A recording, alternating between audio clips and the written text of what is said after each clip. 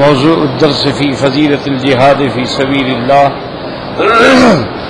سورۃ الصف تفسیر ابن کثیر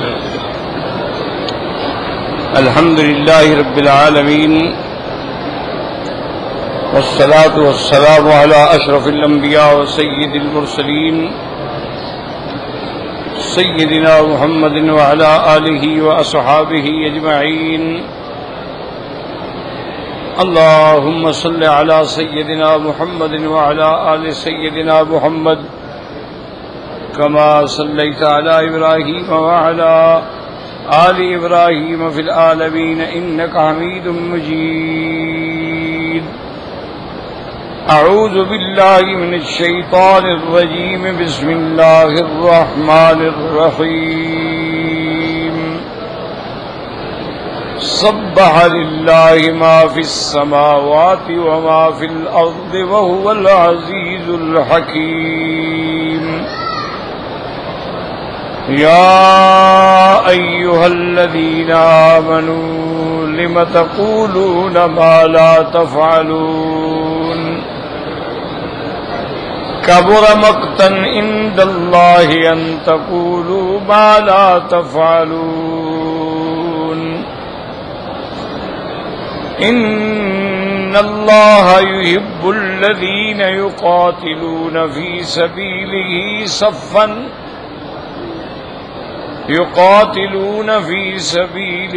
صفا كأنهم بنيان مرصوص قال المؤلف والمفسر رحمه الله تعالى أداب النفع بعلومه وعلومكم في الدارين آمين إلى أن قال وقد روى الإمام أحمد وأبو داود عن عبد الله بن عامر بن ربيعة قال أتانا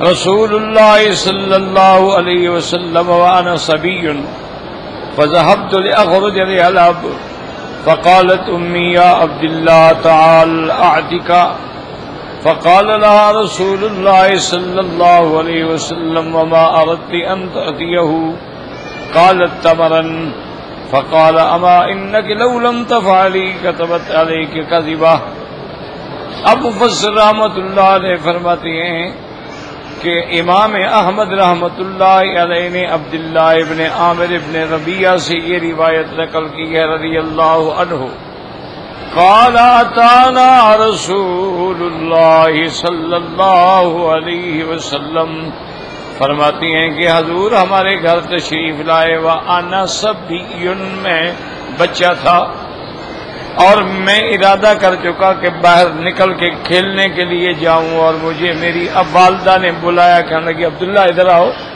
میں تمہیں کوئی چیز دیتی ہوں حضور صلی اللہ علیہ وسلم نے فرمایا کہ اچھا تم نے جو اس کو کہا ہے کیا ارادہ کیا دینے کا اس نے کہا میرا خیال ہے کہ میں اس کو کھجور دوں گی آپ نے فرمایا کہ اگر تم نے ایسا نہ کیا تو تم پہ جھوٹ لکھا جائے گا معنی یہ ہے کہ آدمی یہ نہ سمجھے کہ میں تو اپنے بچے کو کہہ رہا تھا اور میں اس کو روکنے کے لیے ایک بہانہ بنا رہا تھا نہیں یہ بھی جھوٹ لکھا جائے گا اللہ کے ہاں کہ جب تم نے اس کو کہا ہے کہ آؤ میں تمہیں کچھ دیتی ہوں تو دو اگر تم نے نہیں دیا ہے تو یہ بھی جھوٹ ہے تو اسلام جو ہے وہ صدق پہ صداقت پہ اتنا زور دیتا ہے کہ کسی حال میں بھی مسلمان کی زبان پہ جھوٹ نہیں آنا چاہیے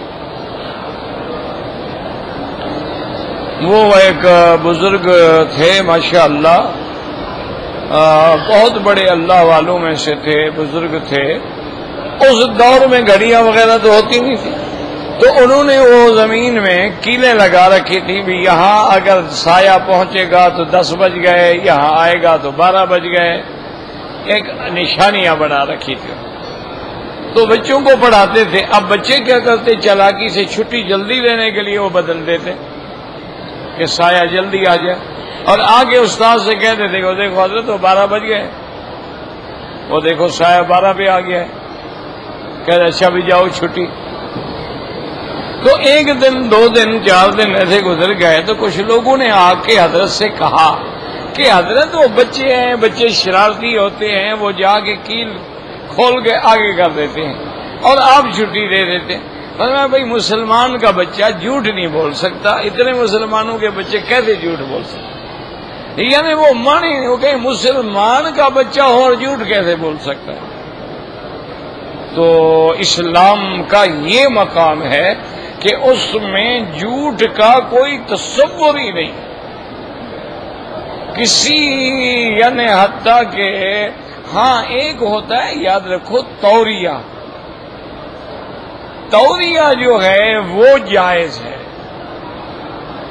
ایک ہوتا ہے کہ آدمی دشمن کے مقابلے پہ لڑ رہا ہے اور دشمن کو دھوکہ دینے کے لیے پیچھے دیکھو اور تلوار مار دی، تو وہ بھی خدا نہیں سمجھا جاتا کہ ہر دشمن جو ہے ایک دوسرے کو مارنے کے لیے ایسی حرکتیں کرتا ہے۔ لیکن آدمی گھر سے، ملازمین سے، بچوں سے کبھی جھوٹ نہ بولے۔ ہمارے ایک استاد تھے، بزرگ تھے، اللہ ان کی قبر پہ کروڑوں رحمتیں فرمائے، فوت ہو گئے، بڑے اللہ والے آدمی۔ ایک آدمی آیا اور اس نے رو رو کے جناب اپنے حال سنایا کہ حضرت میرے گھر میں اتنی پریشانی ہے، ہر وقت میری بیوی لڑتی ہے، ماں لڑتی ہے، بہنیں لڑتی ہیں، سارے گھر میں لڑائی ہے۔ کوئی کہتا ہے تمہارے گھر پہ جنات کا اثر ہے،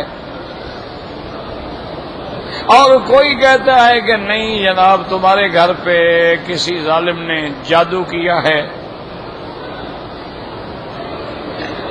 تو میں تو حضرت بڑا تنگ آ گیا ہوں کہ جب بھی گھر جاؤ لڑائی، جب بھی گھر جاؤ لڑائی، جب بھی گھر جاؤ لڑائی۔ اور پھر اگر وہ لڑائی با مقصد ہو تو آدمی حل بھی کرے نا، جب اس کا مقصد ہی نہ ہو کہ بس لڑنا ہے تو اس کا کیا علاج ہے؟ تو حضرت نے فرمایا کہ میرے بھائی تمہارے گھر میں نماز، روزہ، قرآن ہے؟ انہوں نے کہا نہیں، گھر والے نماز پڑھتے ہیں، قرآن بھی پڑھتے ہیں۔ انہوں نے کہا پھر کوئی جن شن نہیں ہو سکتے۔ جب اللہ کا قرآن پڑھا جاتا ہے تو وہاں جن کیسے ہو سکتے؟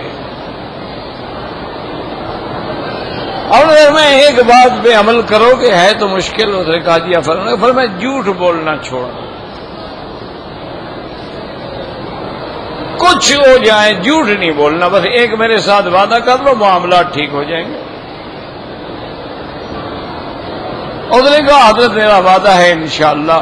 وہ کوئی 15-20 دن، مہینے کے بعد کہنے لگا ماشاءاللہ بالکل گھر کے سارے جھگڑے ختم ہو گئے اور سارے میرے جھوٹ بولنے کی وجہ سے ہوتے تھے۔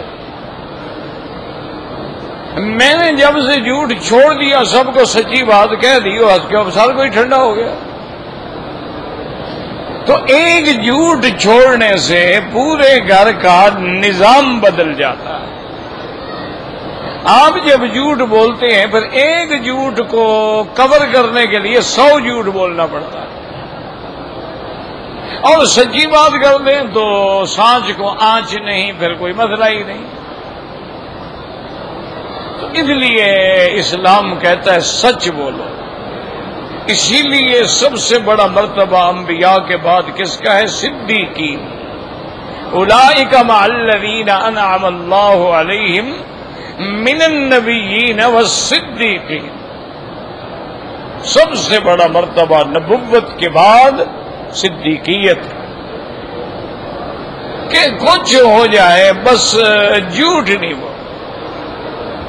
میاں بیوی ہیں، گھر میں کوئی غلطی بھی ہو گئی، گناہ بھی ہو گئی، جھوٹ نہ بولے، مسئلہ حل ہو جائے۔ جب جھوٹ بولیں گے تو حل نہیں ہوگا۔ وذهب الامام مالک رحمہ اللہ تعالی الى انه اذا تعلق بالوعد عدم على الموعود وجب الوفاء به كما لو قال لغيره تزوج ولك علي كل يوم كذا وزوج وجب عليه يعطيه ما دام كذلك لأنه تعلق بيد آدمی وهو مبني على المضائقة وذهب الجمهور ولا إنه لا يجب مطلقا۔ امام مالک رحمت اللہ علیہ تو فرماتے ہیں کہ اگر آپ نے ایک بات کی ہے اور اس کے اندر گویا ایک وعدہ ہے، تو لازم ہے کہ اس وعدے کو پورا کرو۔ مثلا تم نے کسی آدمی سے کہا کہ بھائی تزوج، تم شادی کر لو یار، والا کا علیہ کل یوم قضا، میں ہر دن تمہیں خرچے کے لیے اتنا پیسے دوں گا۔ اس نے شادی کر لی تو اب اس پہ واجب ہو گیا ہے کہ پورا کرے، کہ اس نے وعدہ کیوں کیا تھا۔ اس نے جب وعدہ کیا ہے تو اس کو ہر حال میں پورا کرے۔ لأنه تعلق به حق آدمی، اس میں ایک آدمی کا حق بھی تو آ گیا۔ وهو مبنی علی المضائقہ، تکلیف تو ہے لیکن پورا کرنا ہوگا۔ اب جمہور کہتے ہیں کہ لا یجب مطلقاً واجب نہیں ہوتا جب تک کہ کوئی چیز شرط نہ کی جائے۔ وحملوا الآیۃ علی انہا نزلت حین تمنوا فریضۃ الجہاد علیہم فلما فرض نقل عنہ بعضهم کقولہ تعالی۔ جمہور کہتے ہیں کہ بابا اس آیت کا تعلق ان چیزوں سے نہیں ہے، اس آیت کا تعلق ہے کہ بعض لوگوں نے تمنا کی تھی کہ اگر اللہ پاک جہاد فرض کر دیں اور ہمیں جہاد کا موقع ملے تو ہم یہ کریں گے اور ہم یہ کریں گے اور ہم یہ کریں گے۔ جب جہاد آ گیا تو پھر گئے، اب بزدل بن کے بیٹھ گئے۔ تو یہ آیت ان کے لیے نازل ہوئی ہے۔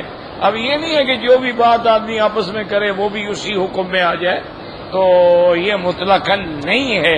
یہ آیت بطور خاص اس واقعے میں نازل ہوئی ہے کہ لوگوں نے کہا کہ ہم پر جہاد کا موقع ملا، جب جہاد فرض ہوا اب کمزور ہو گئے۔ اللہ نے اسی کو دوسری جگہ قرآن میں بیان فرما دیا، الم تر الی الذین قیل لهم کفوا ایدیکم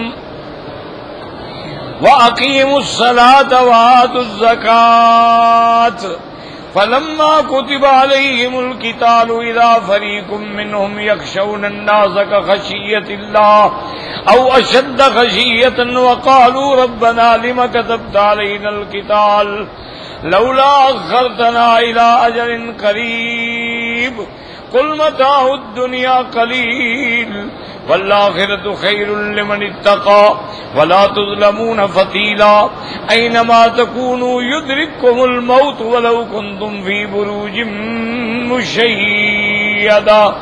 تو جب ان کو یہ کہا گیا اور اللہ نے قتال فرض کر دیا، اب لوگ ڈرنے لگے، او کیسے لڑیں گے کیسے لڑیں گے، اور کہنے لگے یا اللہ ہم پر آپ نے کیوں جہاد فرض کر دیا ہے، اگر مؤخر کر دیتے، اگر اس کو نہ کرتے تو ہم فائدہ اٹھا لیتے۔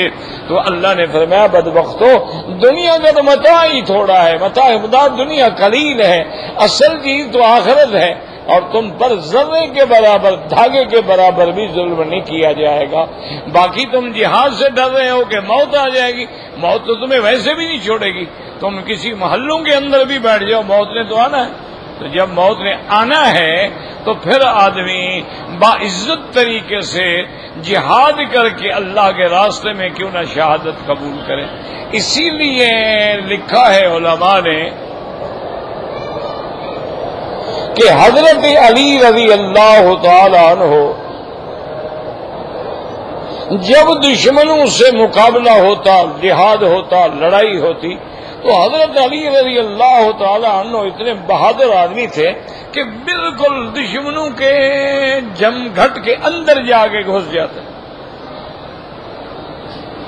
تو صحابہ نے منع کیا، انہوں نے کہا حضرت یہ کوئی بہادری تو نہیں ہے نا، چلو ایک آدمی 2 سے لڑے گا، 3 سے لڑے گا، 4 سے لڑے گا، اب یہ تو نہیں کہ دشمن کا 50 آدمی کھڑا آپ اس کے اندر چلے جائیں، 50 آدمی سے تو نہیں لڑ سکتا ہے آدمی، تو آدمی احتیاط کریں۔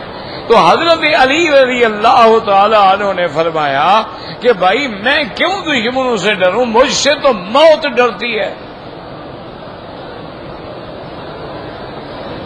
اب صحابہ کو بات سمجھ رہے ہیں، انہوں نے کہا موت کیسے ڈرتی ہے بھائی، موت تو کسی سے نہیں ڈرتی، موت تو انبیاء پہ بھی آ گئی، اللہ کے پیغمبروں پہ آ گئے، موت کیسے ڈرتی ہے؟ انہوں نے کہا حضرت علی ہمیں سمجھ نہیں آئی موت کیسے ڈرتی۔ انہوں نے فرمایا خدا کے بندے، موت کا جو وقت مقرر ہے اس سے پہلے آ سکتی ہے۔ انہوں نے کہا نہیں، انہوں نے کہا بھائی میں جتنی زیادتی کروں وقت سے پہلے تو نہیں آئے گی، وہ بھاگ جائے گی، تو موت تو مجھ سے ڈرتی ہے، اپنے وقت میں آئے گی، اور جب وقت آئے گا پھر کوئی ٹالے گا نہیں۔ ان اجل اللہ اذا جاء لا یؤخر، جب اللہ کا وقت مقرر آ جاتا ہے پھر وہ پیچھے نہیں ہوتا ہے۔ تو موت تو ہر حال میں آنی ہے، اینما کنتم اینما تکونوا یدرککم الموت، جہاں بھی تم ہو، ولو کنتم فی بروج مشیدہ، بڑے بڑے برج بنا کے محلات کے اندر بھی بیٹھ جاؤ، موت تو آئے۔ وقال تبارک وتعالی ويقول الذين آمنوا لولا نزلت سورة فإذا أنزلت سورة محكمة وذكر فيها القتال رأيت الذين في قلوبهم مرض ينظرون إليك نظر المغشي عليه من الموت۔ اللہ نے پاک نے فرمایا کہ یہ لوگ کہتے ہیں کہ کیوں اللہ آیت نازل نہیں فرماتے جہاد کی، اور جب جہاد کی آیت اتری تو اب جن کے دلوں میں کھوٹ تھا، نفاق تھا، ینظرون الیک نظر المغشی علیہ من الموت، وہ آپ کی طرف ایسے دیکھتے ہیں جیسے موت والا آنکھیں نہیں کھول سکتا نا ڈر سے، اس سے دیکھ رہے ہیں بیچارے آنکھیں بند ہیں، اب کیا کریں جی، جہاد کا حکم آ گیا۔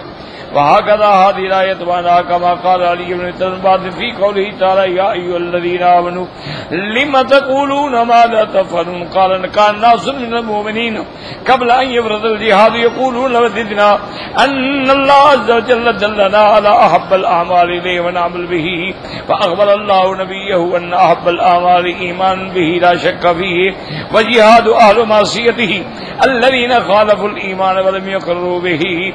حضرت ابن عباس نے فرمایا کہ جب یہ آیت نازل ہوئی ہے، اصل میں مومنین میں سے کچھ لوگ تھے، جہاد فرض نہیں ہوا تھا، انہوں نے کہا کہ ہم محبوب رکھتے ہیں کہ حضور پاک سے پوچھیں، رحمت دو عالم سے پوچھیں کہ سب سے محبوب عمل کون سا ہے، جو اللہ کو زیادہ محبوب ہو وہ عمل تاکہ ہم کریں۔ حضور پاک صلی اللہ علیہ وسلم نے فرمایا کہ احب الاعمال جو ہیں اللہ پر ایمان لائے، اور اس کے بعد اللہ کے دشمنوں سے اللہ کے لیے جہاد کرے اللہ کے راستے میں۔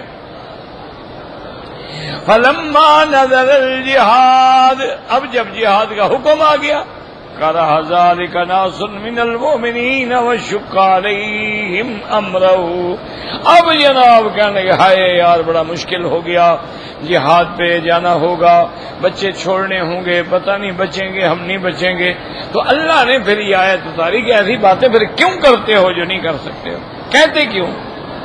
اگر کہتے ہو تو پھر اپنی زبانوں پہ قائم رہو۔ یا ایھا الذین آمنوا ما تقولون ما لا تفعلون، وهذا اختیار ابن جریر وقال مقاتل حیان قال لولا احب الاعمال الا لعملنا به فدلهم الله على احب الاعمال اليه وقال ان الله يحب الذين يقاتلون في سبيله صفا فبينهم رسول يوم احد بذلك قال له النبي صلى الله عليه وسلم الله تعالى في ذلك یا ایھا الذین آمنوا لم تقولون ما لا تفعلون۔ مقاتل ابن حیان فرماتی ہیں کہ مومن کہنے لگے کاش ہمیں پتہ ہوتا کہ اللہ کو سب سے زیادہ عمل کون سا محبوب ہے، تو اللہ نے ان کو بتلایا ابھی مجھے تو محبوب ہے کہ میرے راستے میں جہاد کرو، ان اللہ یحب الذین یقاتلون فی سبیلہ صفا کأنہم بنیان مرصوص۔ اب احد والے دن امتحان آ گیا، تو احد والے امتحان کے اندر صحابہ کے پاؤں اکھڑ گئے، تو اللہ پاک نے تاکید فرمائی، تنبیہ فرمائی کہ ایسی باتیں کیوں کہتے ہو پھر جو نہیں کرتے ہو، خود مانگتے ہو دیتے ہیں تو پھر نہیں کرتے ہو۔ قال فانزل الله تعالى في ذلك يا ايها الذين امنوا لم تقولون ما لا تفعلون قال احبكم الى من قاتل في سبيل الله ومن من يقول انزل في شان القتال يقول الرجل قاتلت ولم يقاتل وترميت عنه وضربت ولم يضرب وصبرت ولم يصبر۔ اور بعض علماء نے فرمایا کہ یہ شان قتال کے بارے میں ہے، بعض لوگ بڑی بڑی شیخیاں مارتے ہیں، میں نے جناب ایسے قتال کیا، میں نے ایسے نیزہ بازی کی، میں نے ایسے تلوار چلائی، میں نے ایسے حالانکہ نہیں کیا ہوتا، تو اس لیے یہ آیت نازل ہوئی۔ وقال تعالی وذاکرا توبیخا لقوم كانوا يقولون قتلنا ضربنا طعننا وفعلنا۔ حضرت ضحاک اور قتادہ فرماتی ہیں بعض لوگ کہتے تھے ہم نے یہ کیا اور ہم نے یہ کیا، ان کی تنبیہ کے لیے آیت نازل ہوئی نذری قوم منافقین کانوا یعدون المسلمین نذر یفون لهم بذلک۔ حضرت ابن زید فرماتی ہیں کہ یہ آیت منافقین کے بارے میں نازل ہوئی ہے، مسلمانوں سے کہتے تھے کہ ہم تمہارے ساتھ ہیں تمہارے ساتھ ہیں، لیکن جب جہاد کا وقت آیا تو بھاگ گئے۔ اللہ تبارک و تعالی نے یہ آیت نازل فرمائی لم تقولون ما لا تفعلون وقال ابن ابي نجير مجاهد لم تقولون ما لا تفعلون الى قوله كانهم بنيان مرصوص فما بين ذا في نفر من الانصار فيهم بعد عبد الله بن رواحه قالوا في مجلس نال مجل الاعمال احب الى الله منا به التنوت فانزل الله تعالى هذا فيهم فقال عبد الله بن رواحه لا ابره حبیسا فی سورۃ ابو بقتل شہیدا۔ کہتے ہیں کہ یہ باتیں ہوئی تھیں، ان میں عبداللہ ابن رواحہ بھی تھے، تو انہوں نے یہ کہا تھا کہ بھائی بات یہ ہے کہ اب احب العمل ہے اللہ کے راستے میں جہاد، تو آپ نے فرمایا دیکھیں بھائی میں تو ہر حال میں جہاد میں رہوں گا جب تک کہ مجھے شہادت نہ ملے، تو اللہ کے راستے میں شہید ہو گئے۔ تو بعض لوگوں نے اپنی زبان کے مطابق وفا کی۔ وقال ابن ابي حاتم حدثنا ابي قال حدثنا فرمة بن بالمغراء قال حدثنا علي بن مصر عن داود بن هند عن ابي حرب بن ابي الاسود الديلي النبي قال بعث ابو موسى الى قراء البصره دخل منهم 300 رجل كلهم قد قرأ القرآن فقال أنتم قراء أهل البصرة خيارهم وقال كنا نقرأ سورة كنا نشبهها بإحدى المسبحات فأنسيناها غير أني كتبت منها يا أيها الذين آمنوا تقولون ما لا تفعلون فنكتب شهادة في أعناقكم وتسألون يوم القيامة هذا قال إن الله يبدئ قال سبيه سمن كان بنيان مرصوص فهذا إخبار من الله تعالى بمحبته عباده المؤمنين إذا صفوا مواجهين أعداء الله في يوم الوغى يقاتلون في سبيل الله من قبل بالله تكون كلمة الله العليا ودينه والظاهر إلى سائر الأديان۔ حضرت ابی الاسود الدہلی فرماتے ہیں اپنے والد سے کہ حضرت ابو موسیٰ نے قراء اہل البصرہ کو آپ نے بھیجا، فدخل علیہ طلب کیا تو 300 آدمی آئے، سب ماشاءاللہ حافظ تھے۔ فقال انتم قراء اہل البصرہ، ہم نے فرمایا کہ تم اہل بصرہ کے قاری بھی ہو اور سب سے زیادہ عزت والے لوگ بھی ہو۔ وقال كنا نقرأ سورة كنا نشبهها بإحدى المسبحات فأنسيناها غير أنه، وہ کہنے لگے کہ ہم ایک سورت پڑھتے تھے مسبحات میں سے، ہمیں وہ بھلا دی گئی ہے یا فقط وشاد بھی آنا کے منقت وشاد بھی آنا کے سنائی ہم نے کیا زیادہ کہا تھا۔ اب میں اگر تم یہ کہتے ہو تو ہم لکھ کے شہادت تمہارے گلے میں ڈالیں گے، قیامت والے دن تم گواہی دو گے۔ اس لیے اللہ نے فرمایا ان اللہ یحب الذین یقاتلون فی سبیلہ صفا کانہم بنیان مرصوص، یہ اللہ کی طرف سے خبر ہے، اللہ اپنے ان بندوں کو محبوب رکھتے ہیں جو دشمن کے سامنے صفیں باندھتے ہیں اور دشمن کے سامنے لڑائی کے موقع پہ قائم دائم رہتے ہیں۔ یقاتلون فی سبیل اللہ، کافروں سے لڑتے ہیں تاکہ اللہ کا کلمہ توحید جو ہے بلند ہو جائے، اللہ کا دین جو ہے غالب آ جائے باطل ادیان پہ۔ قال الامام احمد بن علي بن عبد الله قال حدثنا هشيم قال اخبرنا مجالد الوداع عن ابي سعيد الخدري رضي الله تعالى عنه قال قال رسول الله صلى الله عليه وسلم ثلاثه يذكر الله إليهم الرجل يقوم من الليل والقوم إذا صفوا للصلاة والقوم إذا صفوا للصلاة للقتال۔ اس حدیث پاک میں آتا ہے حضرت ابی سعید خدری نے روایت کی ہے کہ حضور پاک نے فرمایا اللہ پاک ان لوگوں کو پسند فرماتے ہیں، ان 3 لوگوں پہ خوش ہوتے ہیں، ایک تو اس بندے پہ جو رات کو اٹھ کے اللہ کے آگے تہجد پڑھتا ہے اور نمازیں پڑھتا ہے، اور ایک اس بندے کے لیے جو صفیں بنا کے جماعت میں نماز پڑھتے ہیں، اور تیسرے وہ لوگ جو صفیں بنا کے اللہ کے راستے میں جہاد کرتے ہیں۔ رواه ابن ماجه من حديث مجاهد ابي الوداع جبير بن نوفل بن وقال نبي حاتم حدثنا ابي قال حدثنا ابو نعيم الفضل بن دكين حدثنا الاسود عن شيبان قال حدثني يزيد بن الله بن الشخير قال قال مطلب كان يبلغني ابي ذر حديث كنت اشتهي لقاءه فلقيته.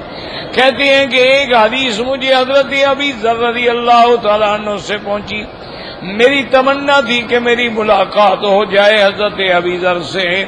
اب اس کے بعد فرماتی ہیں قال فقلت یا فلقیتہ، میری ملاقات اللہ نے کرا دی. فقلت یا ابا ذر ان کان یبلغنی انک حدیث كنت اشتهي لقاءه قال اللہ ابوک فقد لقيت فهات. فقلت كان يبلغني انك تزعم حدثكم ان الله يبغض الثلاثه ويحب الثلاثه. آپ نے فرمایا کہ ابی ذر مجھے ایک روایت پہنچی ہے کہ آپ ایک حدیث بیان فرماتے ہیں، تو میری تمنا تھی کہ میں خود تمہاری زبان سے وہ حدیث سنوں.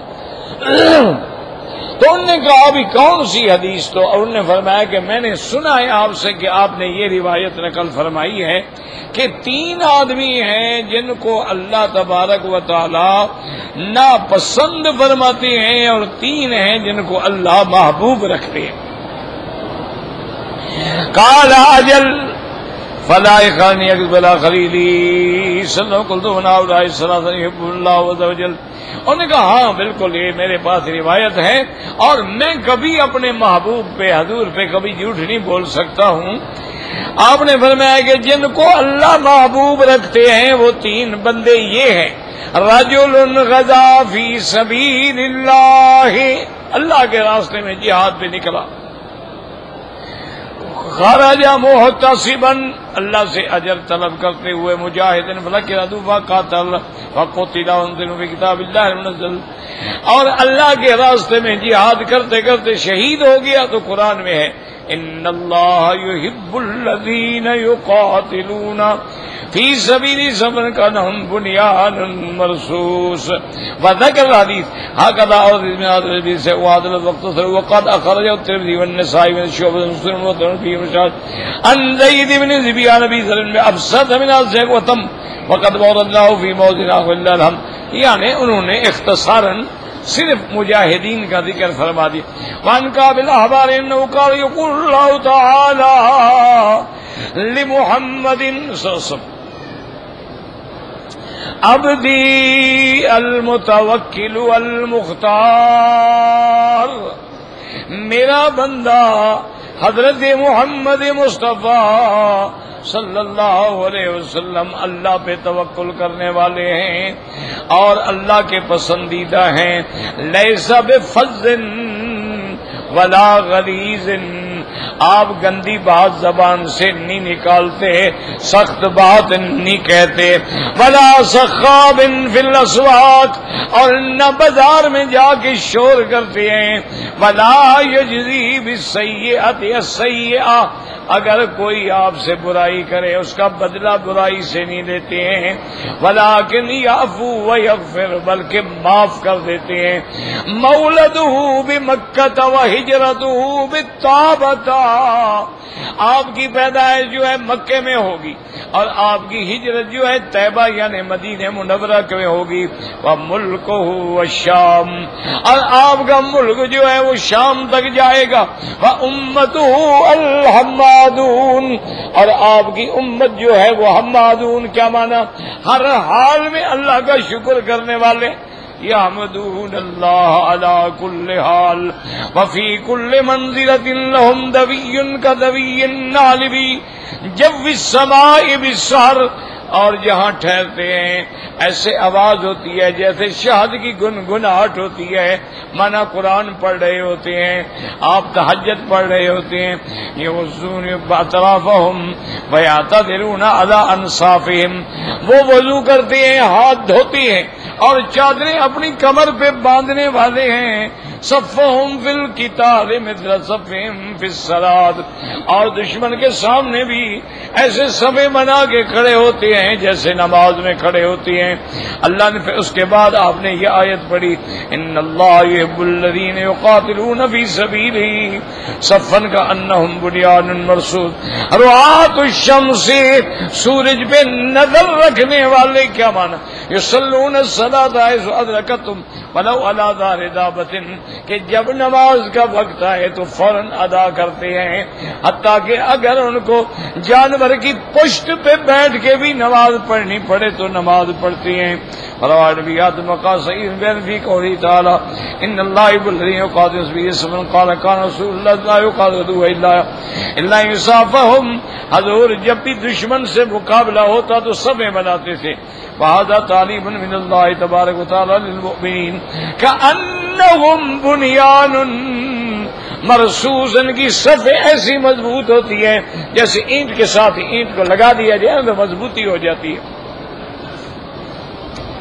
بعض فی بعض من صف بالکتاب کان منتصم بعض الى بعض وکان بعض کمریا اے مثبت لا یزول، جم جاتے ہیں کھڑے ہو کے۔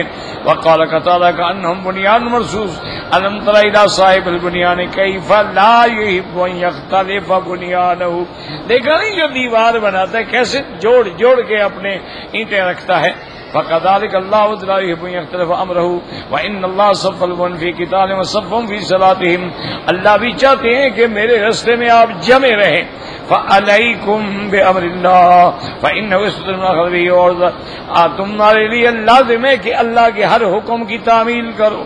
وقال ابن جرير حدثنا سعيد بن عمرو السكوني قال حدثنا بكير بن ابي بكر بن مريم بن يحيى بن جابر الطائي النبي بحرية قال قال يكرم قتال على الخيل يسمى قتال الارض، یعنی صحابہ یہ چاہتے تھے ہم زمین پہ کھڑے ہو کے لڑیں بجائے سوار ہو کے لڑنے کے، کیوں صفیں تو پھر زمین پہ بنتی ہے نا سیدھی۔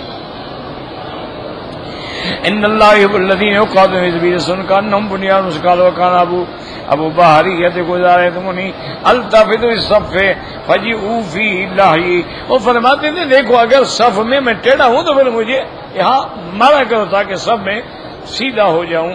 تو نماز کی صف ہو یا جہاد کی صف ہو، اللہ تبارک و تعالی اپنے مومن بندوں کو محبوب رکھتے ہیں۔ واللہ اعلم۔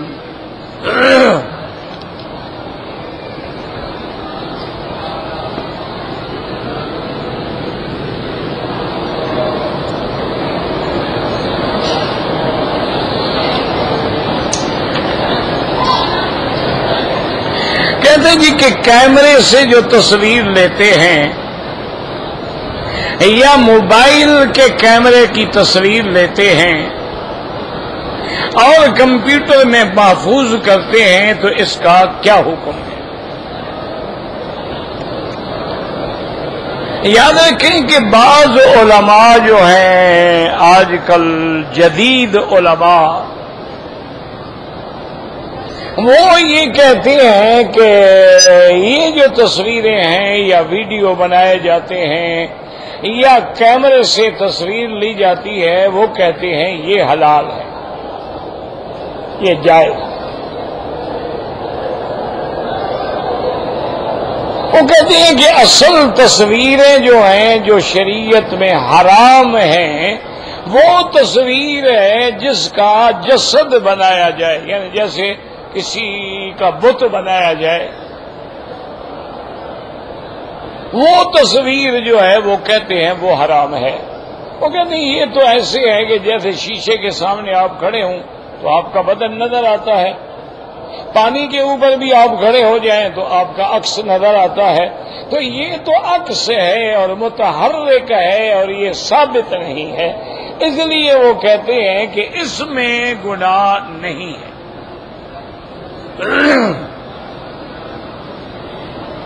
اور وہ کہتے ہیں کہ قرآن پاک میں جو لفظ تصویر ہے هو الذی یصورکم فی الارحام کیف یشاء، اللہ تبارک و تعالی ارحام امہات میں تمہاری کیسی کیسی شکلیں بناتے ہیں، تصویر بناتے ہیں۔ تو کہتے ہیں کہ ارحام امہات میں بچے کا جسد بنایا جاتا ہے، فوٹو تو نہیں ہوتا۔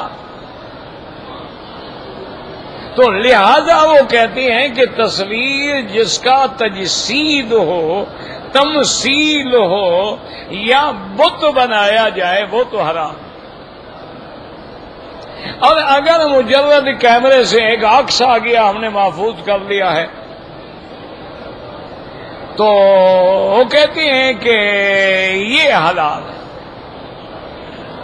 لیکن یاد رکھیں کہ جتنے علماء محدثین محققین وہ فرماتی ہیں کہ بالکل یہ بات جو ہے غلط ہے، بلکہ حضور صلی اللہ علیہ وسلم نے لعن اللہ المصور والمصور اللہ، آپ نے فرمایا اللہ کے نبی نے اور اللہ نے لعنت کی ہے اس سے جو تصویر بناتا ہے یا بنواتا ہے. اسی طرح پر یعنی اور اس وقت جو حضور نے لعنت بھیجی ہے تو وہ تصویر تمثیل والی تو نہیں ہے. لہذا اب علماء محققین کا فتویٰ یہ ہے کہ ضرورت کے لیے تو فوٹو کھنچوانا جائز ہے کہ بھئی پاسپورٹ بنانا ہے، آئیڈینٹی کارڈ بنانا ہے، ڈرائیونگ لائسنس بنانا ہے. دوسرے ملک والے آنے نہیں دیتے جب تک کہ فوٹو نہ ہو، پاسپورٹ نہ ہو، ویزا نہ ہو. وہ کہتے ہیں یہ تو مجبوری ہے اس لیے جائز ہے، بغیر مجبوری کے بنانا جو ہے وہ ناجائز.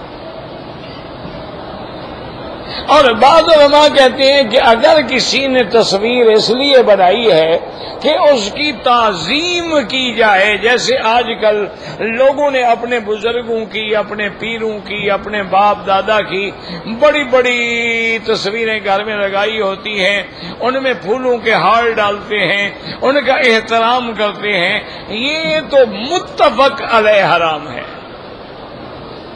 یہ تو سب کے نزدیک حرام ہے، اس میں تو کوئی اختلاف ہی نہیں. اچھا، وہ تصویریں جو ایسی چیزوں کی ہیں جن میں جان نہیں ہوتی، کیا مانا؟ آپ نے تاج محل کا فوٹو بنا لیا، آپ نے کعبۃ اللہ کی تصویر بنا لی، آپ نے روضہ رسول اللہ کی تصویر بنا لی، آپ نے حرمین الشریفین کی تصویر بنا لی، آپ نے کسی دیوار کی تصویر بنا لی، آپ نے کسی چلتے ہوئے دریا کی تصویر بنا لی، آپ نے کسی وادی کی کوئی سین نقل کر لیا، لیکن اس میں جاندار نہ ہو تو اس میں کوئی حرج نہیں ہے. اگر انسان بھی اندر ہے تو پھر ناجائز ہے. تو بہرحال میرا اپنا ایک طالب العلم کی حیثیت سے خیال یہ ہے، احتیاط کریں، بغیر ضرورت کے نہ بنائیں. اگر ضرورت ہے تو پھر مجبوری ہے.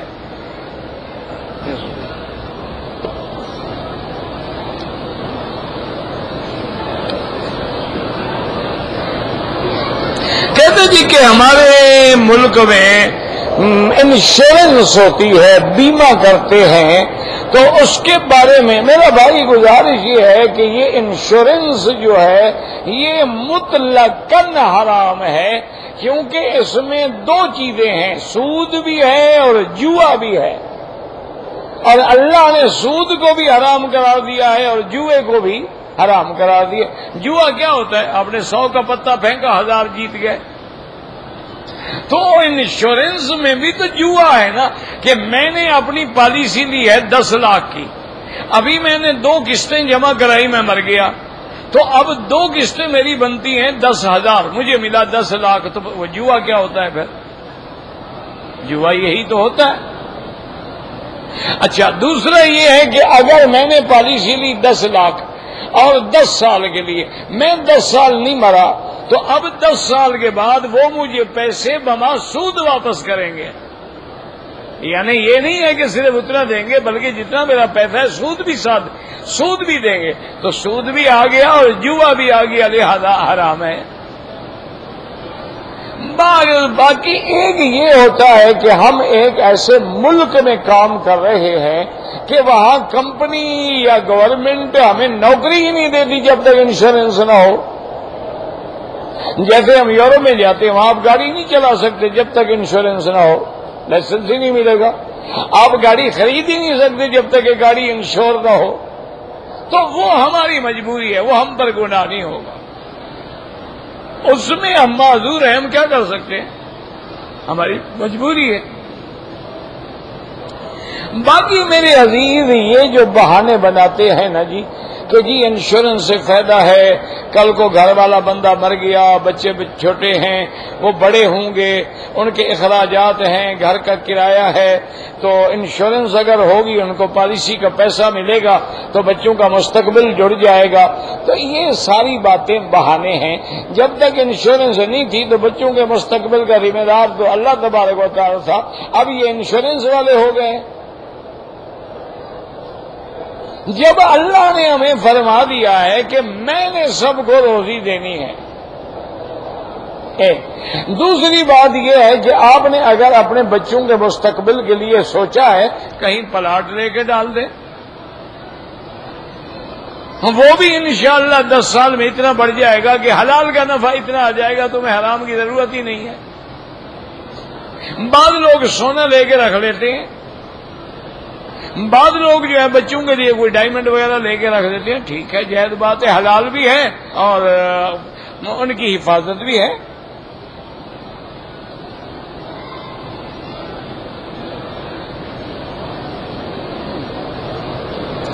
کہتے جی کہ ہم زیارتیں کرنے کے لیے عرفات چلے گئے تو کیا واپسی میں عمرہ ضروری ہے؟ بالکل نہیں.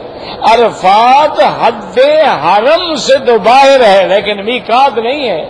میقات تو طائف ہے. میقات سے باہر جائیں تو واپسی پہ احرام ضروری ہے، لیکن عرفات ہے یہ تو حد حرم سے باہر ہے.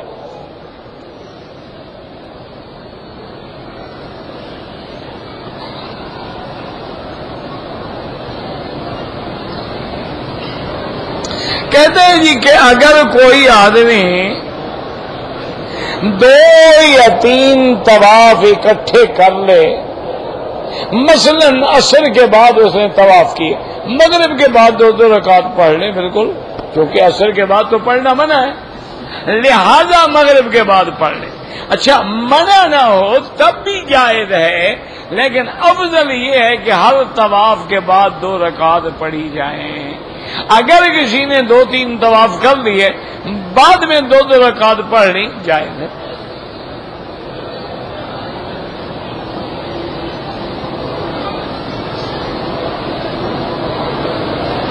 کہتے جی کہ ہم 2 آدمی تھے، ہم دونوں نے عمرہ کیا. عمرہ کرنے کے بعد، طواف کرنے کے بعد، صفا مروہ دوڑنے کے بعد میں نے اس کے سر پہ اس طرح پھیرا، اس نے میرے سر پہ اس طرح پھیر دیا، بالکل ٹھیک ہے، کوئی بات نہیں. لیکن یاد رکھنا شرط ہے کہ دونوں طواف بھی کر چکے ہوں اور صفا مروہ بھی دوڑ چکے ہوں. اگر ایک نے صفا مروہ نہیں دوڑا، اس نے اس طرح پھیرا، دم پڑ جائے گی. اگر دونوں طواف کر چکے ہیں، صفا مروہ دوڑ چکے ہیں، اب اپنے سر پہ اس طرح پھیر دیں یا ایک دوسرے کے سر پہ اس طرح پھیر دیں، بالکل جائز ہے.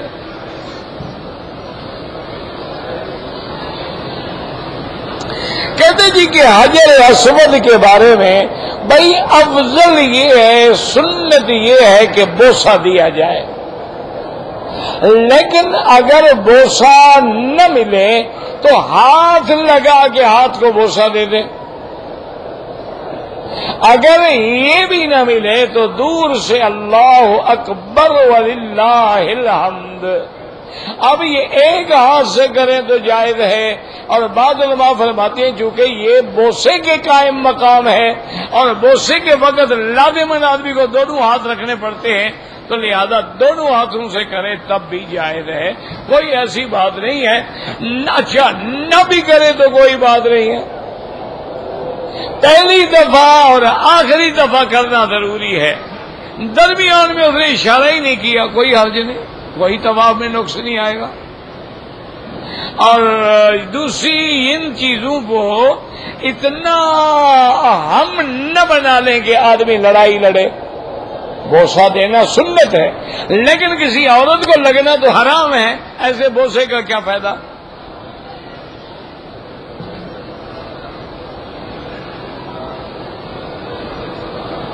کہتے جی کہ قرآن مبارک کے بارے میں اور اللہ کی ذات کے بارے میں میرے دل میں بڑے گندے گندے وسوسے آتے ہیں، آتے رہے. تم خود نہ لے آؤ ان کو، آتے ہیں تو ان کو آنے دو، شیطان حملہ کر رہا ہے، کوئی اعوذ باللہ من الشیطان الرجیم پڑھ لو، لا حول ولا قوت الا باللہ العلی العظیم پڑھ لو، اللہ کا ذکر شروع کر دو، درود شریف پڑھنا شروع کر دو۔ وسوسے آنا جو ہے یہ بری بات نہیں ہے، شیطان وسوسہ ڈالتا ہی تب ہے جب تم ایمان کی طرف آ رہے ہو، اگر تم ایمان پر نہ ہو شیطان کو محنت کرنے کی کیا ضرورت ہے؟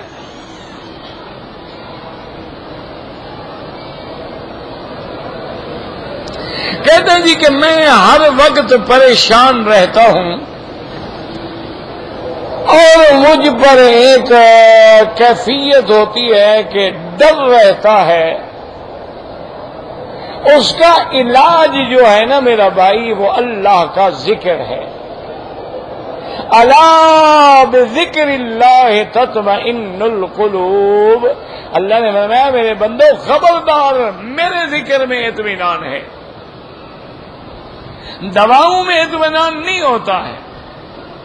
آپ تنہا بیٹھ جائیں اور اللہ کا ذکر کریں، آپ فکر کریں، آپ مراقبہ کریں، آپ قرآن پڑھیں اور بڑے سکون کے ساتھ یقین کے ساتھ اللہ کے ذکر سے انشاءاللہ وہ ڈپریشن بھی ختم ہو جاتی ہے، پریشانیاں بھی ختم ہو جاتی ہیں اور ڈر جو ہے وہ بھی ختم ہو جاتا ہے، کیونکہ جب آدمی کا اللہ پر یقین ہوتا چلا جائے گا ڈر ختم ہو جائے۔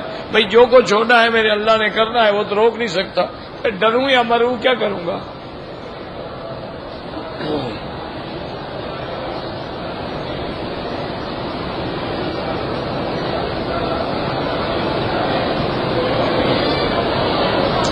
کہتے ہیں جی کہ ایک عالم ٹی وی پہ کہہ رہے تھے کہ حضور صلی اللہ علیہ وسلم وجہ کائنات ہے، اگر یہ حضور کی ذات نہ ہوتی تو اللہ اپنا رب ہونا بھی ظاہر نہ فرماتے۔ میرا بھائی یہ محض مبالغہ ہے، محبت ہے، لیکن محبت میں بڑھ جانا ہے۔ اصل میں ایک حدیث قدسی لوگ نقل کرتے ہیں کہ لولا کا لما خلقت الافلاک، لولا کا لما خلقت الارضین، کہ میرے محبوب اگر آپ نہ ہوتے تو میں دنیا پیدا نہ کرتا۔ یہ دنیا عدم سے وجود میں لایا ہی آپ کے لیے ہوں میں، لیکن یہ حدیث بالکل ضعیف ہے اور ناقابل اعتبار ہے۔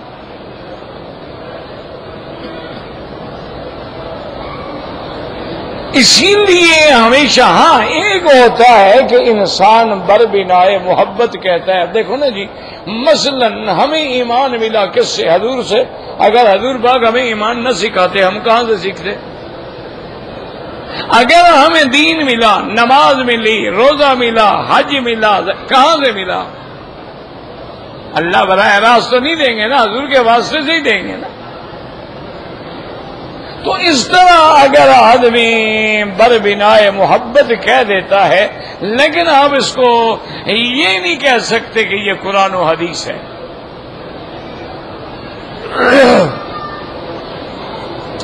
حضور صلی اللہ علیہ وآلہ آلہ واصحابہ وسلم تسلیما کثیرا کثیرا، کہ پیدا ہونے سے پہلے اللہ نے ہزاروں اور لاکھوں انبیاء پیدا کیے ہیں کہ نہیں کیے؟ پھر ان کو پیدا کرنے کی کیا ضرورت تھی؟ حضور سے پہلے یہ ساری کائنات اللہ نے پیدا کی ہے کہ نہیں کی ہے؟ باقی یہ کہنا کہ سب سے پہلے اللہ نے آپ کا نور بنایا تھا وہ تو حدیث ہی غلط ہے، اس سے عقیدہ نہیں ثابت، زیادہ سے زیادہ حدیث ضعیف ہے۔ اور بعض علماء کہتے ہیں کہ نوری کا معنی ہے روحی، عالم ارواح میں اللہ نے حضور کے روح کو پہلے پیدا فرمایا۔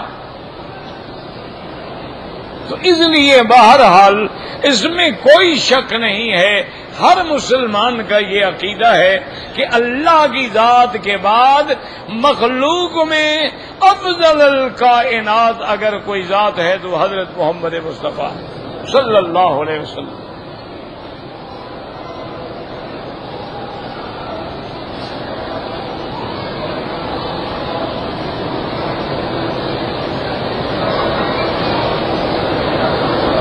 بہرحال میرا بیٹا 2 سال پہلے آیا، طائف گیا تھا، احرام نہیں باندھا. کیوں گیا تھا؟ اگر کوئی ڈیوٹی تھی تو کوئی حرج نہیں، احرام نہیں باندھا. ایسے گیا تھا نہیں باندھا تو اس کے ذمہ دم ہے.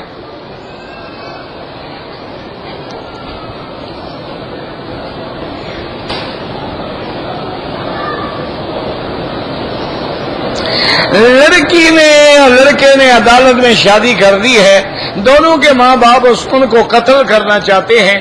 بہرحال قتل کرنا تو بالکل ناجائز ہے. ایک انہوں نے گناہ کیا تو اس سے بھی بڑا گناہ کرنا چاہتے ہو. ایک تو انہوں نے گناہ کیا کہ ولی کے بغیر نکاح کر لیا، جو بعض علماء کے نزدیک نکاح ہوتا ہی نہیں، ساری زندگی زنا شمار ہوگا. اور بعض علماء فرماتے ہیں کہ گناہ گار ہیں لیکن نکاح ہو گیا، چونکہ دونوں عاقل بالغ تھے. تو بہرحال یہ غلط بات ہے کہ آپ ان کو قتل کریں اور کاروکاری کریں، یہ تو اور بڑا گناہ ہے.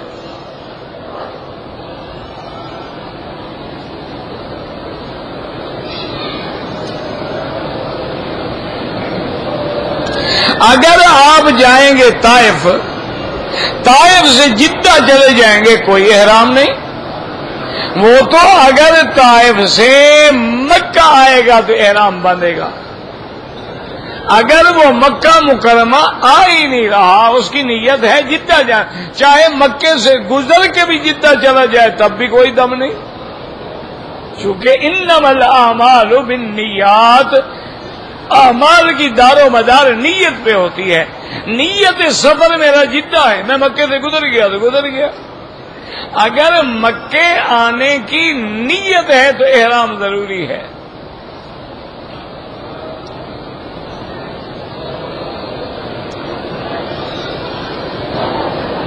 کہتے جی کہ پہلے چکر میں حجر اسود پر پہنچنے سے پہلے یاد آیا تو میں نے کندھا نکالا. ٹھیک، کوئی بات نہیں ہے، ایک سنت ہے، ثواب ہے. نہیں بھی نکالا تو کچھ نہیں ہوگا.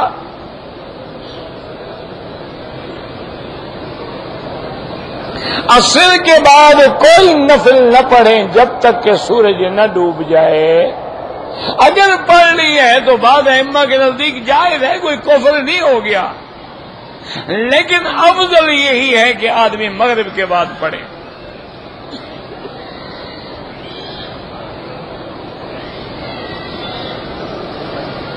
کہتے جی کہ حالت احرام میں مجھے اونگ آئی اور اسی طرح میرا ایک بال ٹوٹ گیا، کچھ بھی نہیں ہوتا ہے.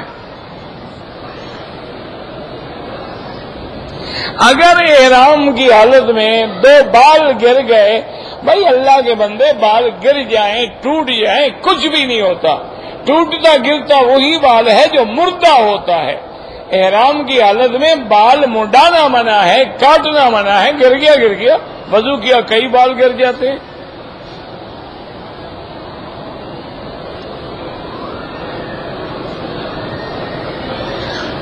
اگر ہم نے ایک طواف ختم کیا ہے اور دوسرا طواف شروع کر رہے ہیں، اس کے لیے دوبارہ واپس آئیں گے اپنی جگہ، دوبارہ نیت کر کے پھر بسم اللہ اللہ اکبر کہہ کے پھر شروع کریں.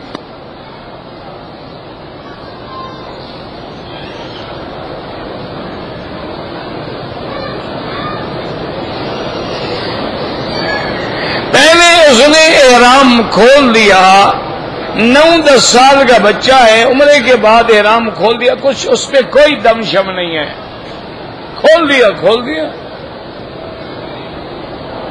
حرم ہو یا غیر حرم ہو، عین سورج نکل رہا ہو تو نماز نہ پڑھیں، سورج ڈوب رہا ہے تو نماز نہ پڑھیں، سورج عین سر پہ کھڑا ہے تو نماز نہ پڑھیں، فجر کے بعد جب تک سورج نہ نکلے نماز نہ پڑھیں، عصر کے بعد جب تک سورج ڈوب نہ جائے نماز نہ پڑھیں. یہ ساری دنیا میں یہی حکم ہے. صرف امام احمد بن حنبل رحمت اللہ علیہ اور امام شافعی رحمت اللہ علیہ فرماتے ہیں کہ حرم میں اجازت ہے کہ اگر کسی نے عصر کے بعد طواف کیا ہے اور 2 رکعت پڑھ لی ہیں، وہ کہتے ہیں جائز ہے. اور فجر کے بعد طواف کیا 2 رکعت پڑھ لی، وہ کہتے ہیں جائز ہے۔ یعنی وہ بھی فرماتے ہیں جائز ہے، بات سمجھا کریں، بات سمجھا کریں۔ ایک ہوتا ہے کہنا کہ جائز ہے، کیا مانا؟ جیسے آدمی کہتا ہے کہ جی اگر آدمی کھڑے ہو کے نماز نہ پڑھ سکے تو بیٹھ کے پڑھنا جائز ہے، اگر آدمی عدل کرے تو دوسری بیوی کے ساتھ شادی کرنا جائز ہے۔ یہ تھوڑا ہے کہ ہر حال میں کرو۔ وہ بھی یہی کہتے ہیں کہ بھی ایک آدمی اس کو پتا ہے میں عصر کے بعد 2 رکعت نہیں پڑھوں گا، بھول جائے گی، رہ جائے گی، میں جا رہا ہوں، پڑھ لے، جائز ہے۔ ورنہ افضل سب کے نزدیک وہی ہے کہ مغرب کے بعد پڑھے، تاکہ کوئی حدیث اس کی مخالف نہ ہو، کیونکہ وہ صریح حدیث مبارک ہے اور سیاہ کی حدیث ہے کہ فجر کے بعد کوئی نماز نہیں جب تک کہ سورج نہ نکلے۔ اچھا ایک بات اور بھی یاد رکھیں، یہاں بہت سارے ہمارے بھائی نماز اشراق پڑھنے کی بہت بڑی فضیلت ہے۔ اگر کوئی بندہ فجر کی نماز پڑھ کے مسجد میں رہے، اللہ کا قرآن پڑھے، اللہ کا ذکر کرے یا خاموش بیٹھا رہے، اور جب اشراق کا وقت ہو 2 رکعت یا 4 رکعت پڑھ لے تو اس کو پورے عمرے کا ثواب مل جاتا ہے۔ اچھا لیکن ہمارے حضرات یہاں گھڑیاں دیکھتے ہیں لکھا ہوتا ہے شروع کا وقت جو ہے وہ اس میں عام طور پہ لکھا ہوتا ہے کہ 5:50 پہ شروع ہوگا۔ یہ شروع ہے، یہ نماز اشراق کا وقت نہیں ہے، یہ ہے شروع شمس، سورج نکلنے کا وقت ہے۔ نماز اشراق جو ہے وہ اس کے 20 منٹ بعد پڑھنی ہوگی، اسی لیے کہ حدیث میں آتا ہے سورج نکلے اور قید رمحن ایک ندے کے برابر اوپر آ جائے، تو اس لیے یاد رکھ لیں یہ گھڑیوں میں جو لکھا ہے یہ سورج نکلنے کا وقت ہے، یہ نماز اشراق کا وقت نہیں ہے۔ لہذا اگر آپ نے اشراق پڑھنا ہے تو اس ٹائم کے 20 منٹ بعد پڑھیں گے۔ 2 رکعت پڑھنے یا 4 رکعت پڑھنے تو ایک عمرہ مقبولہ کا ثواب مل جاتا ہے۔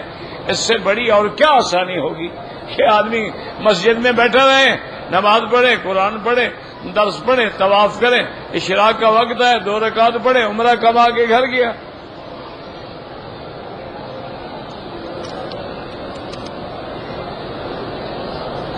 اگر مجھے غلطی کی وجہ سے شک پڑ گیا، میں نے 7 کے بجائے ایک اور چکر بھی لگا لیا 8واں، کوئی بات نہیں، شک پڑ گیا، کوئی مسئلہ نہیں۔ اگر واقعتاً آپ نے ٹھیک چکر لگایا 7 ہو گئے، اگر ایک زیادہ ہو گیا کوئی فرق نہیں پڑتا، کیونکہ آپ نے غلطی کی بنا پہ، شک کی بنا پہ کر لیا ہے ایک چکر، اس میں کوئی حرج نہیں۔ واللہ اعلم۔ ربنا تقبل منا انك انت السميع العليم وتب علينا انك انت التواب الرحيم۔ یا اللہ یا اللہ یا اللہ یا رحمان یا رحیم یا حی یا قیوم یا ذا الجلال والاکرام یا الہی الہنا الہ کل شیء الہا واحدا لا الہ الا انت اللہم انت الميسر لكل عسیر وانت على كل شيء قدیر۔ اللهم يسر امورنا وامور اولادنا واولاد اولادنا وبناتنا وبيوتنا واخواننا واصحابنا وامور من اوصانا واستوصانا وامور المسلمين۔ اللهم يسر امورنا مع الراحة لقلوبنا وابداننا والسلامة والعافية في ديننا ودنيانا۔ اللهم لا تجعل مصيبتنا في ديننا ولا تجعل الدنيا أكبر همنا ولا مبلغ علمنا۔